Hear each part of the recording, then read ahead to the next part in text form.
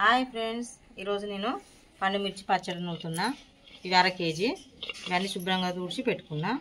వీటికి కావాల్సిన పదార్థాలు: పండు మిర్చి, చింతపండు, 4 ఎల్లిగడ్డలు, దొడ్డుప్పు, జీలకర్ర. ఇవన్నీ ఇప్పుడు తొడిమలు తీసి పెట్టుకుందాం.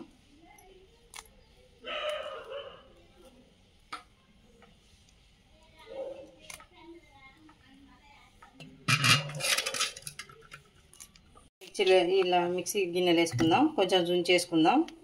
ఇట్లా అయితే కొంచెం మెత్తగా కావు.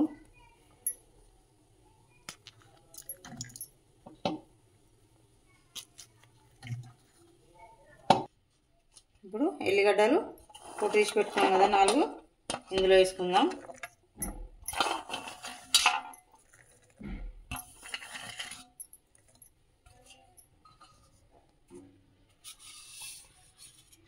ఇప్పుడు జీలకర్ర, చింతపండు, ఎందుకంటే కడిగి చేసుకోవద్దు కాబట్టి ఖరాబ్ అవుతుంది పచ్చడి కాబట్టి ఇట్లా వేసుకోవాలి.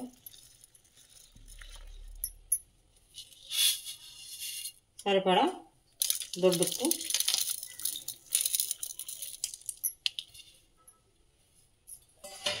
ఇప్పుడు మిక్సీ పట్టుకుందాం.